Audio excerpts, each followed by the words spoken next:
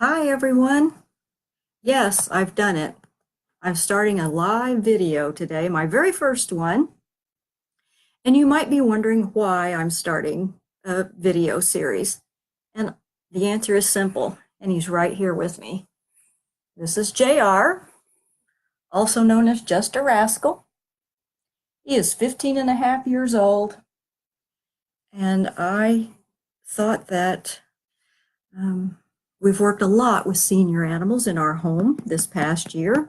Actually, the past few years. We just lost one in August that was 16 and a half.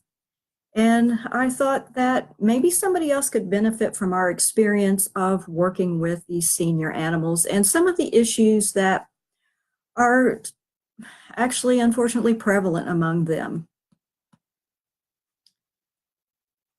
If you haven't gotten this magazine, Dogs Naturally, I absolutely wholeheartedly endorse it. You need to get it. It will help your dog live a longer, healthier life. It has helped us so much. We have a wonderful holistic vet, and this is just a wonderful adjunct to the treatment that the dogs get on a regular basis. Dogs Naturally actually I just got home from the Raw Natural Dog Summit in Chicago, Illinois. They had so many great speakers and so much wonderful information. But one of the lectures prompted this video today, and it was Turning Back Time for Senior Dogs by Dr. Judy Morgan, DVM. She's a veterinarian. And she gave a wonderful presentation on coping with or helping strategies with your older dogs. With JR, I know he has a heart murmur. It's a grade 6, which is actually at the top end of the scale. Luckily, at this time, he's asymptomatic, which is wonderful. He is on several supplements, herbal supplements, and Chinese medicine, which I absolutely give credit to him being in as good a shape as he's in. He also, if you can see, he has cataracts. And the specialist said that his eyes were wonderful candidates for surgery. Unfortunately, the rest of his body was not quite following suit. So we help him as much as we can. That's another issue that older dogs sometimes run into. Mobility is another big one. JR had back surgery when he was 4 years old, and he actually did pretty well with that. But, as the years pass, he's gotten arthritis along his spine and in his hips, so he has some issues with that. His hearing's still pretty good. His smelling is excellent still. And another thing that you need to really be aware of with these older dogs is their teeth. I brush his teeth on a regular basis. He had a full dental a little over a year ago, and they pulled several teeth. He had some abscesses that actually had gone up into his nasal cavity. So that was quite an ordeal for him. Luckily, he came through quite well. Incontinence is something else. Luckily, we don't have to worry with that. Now, with our other little dog, Heidi, yes, we did. We kept a close eye on her. She was what you would call medically complex. She had Cushing's disease, she had liver failure, she had heart failure. She had actually gone into congestive heart failure when she passed. But those are just some of the things that you deal with these older guys. And gosh, you know what though? They're so worth it. They are so worth it. So I thought I'd give you a few hints this evening on how to cope with some of the challenges. I don't know, I kind of look at them as blessings because gosh, what would we do without these guys, huh? They give us their whole lives, unconditional love, and they don't really ask for anything in return. So, mobility. I know JR has a heck of a time on our tile floors. So I have put rugs down with anti-skid backing so that he can walk comfortably on rugs on the tile.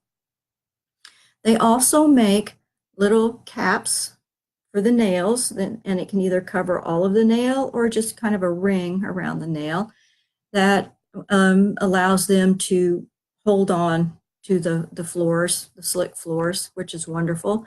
Ramps are another thing. He won't use one, but a lot of dogs will, and a lot of dogs love them. The thing with the ramp is you need to make sure that it's really sturdy, because if it wiggles, the dog will not use it. They're afraid that they're going to fall. I mean, they're frail anyway sometimes. Their balance is not so great. So if they get on something and it's kind of shaking around, then they're not going to want to be on it. Okay. What else? I've got a little list over here I'm kind of looking at. There are one thing that is really good that I make for JR, and I made for Heidi as well, is bone broth. There are a lot of different recipes online, but basically it's taking bones, beef bones, raw beef bones, chicken bones, turkey bones, whatever you choose, putting it in a crock pot for about 24 hours. And like I said, there's a lot of different recipes online that you can look at for that. JR loves his beef bone broth. Then another thing that we have to concern ourselves with, and this is particularly JR, is pain. Bless his heart. You know, he's had a lot of different things go on in his life. He has a lot of pain, especially in his back. He has mobility issues as well. One of the things that I know that has helped him more than anything else is chiropractic. He gets a chiropractic adjustment about every 4 to 6 weeks, or longer if, as his chiropractor, who is amazing with him, as his chiropractor says, sometimes he just does things that aren't so smart, and so he needs an adjustment. And it's the cutest thing, because when he sees his chiropractor, he's not that great with people. He's kind of a great family pet, but other people he tolerates, but he would just rather they keep their distance. And the chiropractor, we go to the chiropractor, and he swings his butt around right up so she can adjust him. It's really funny to see. Something else that's great for pain that Heidi absolutely loved is acupuncture. Luckily, our vet is an awesome acupuncturist, and Heidi would get her needles in and just completely flop out on the table and go to sleep. There are a lot of herbal and homeopathic remedies for pain. And again, those would depend on what kind of pain your pet is experiencing. And you would I would suggest going through your vet for to choose the one that will be most effective. Okay, incontinence. Luckily, JR has not had that problem. Heidi did. With Heidi, thankfully she was small, and thankfully she would use a pee pad. I kept on my furniture pee pads. Sometimes you can find the incontinence pads that are cloth that you can wash, but we were going through them so fast, and I found some quite large pee pads and put those on my furniture, and those worked really well for us. There are also pants, or as we call them, jeans, because who wants to wear, pee pants? So we call them jeans at our house. They work really well. Sometimes I would put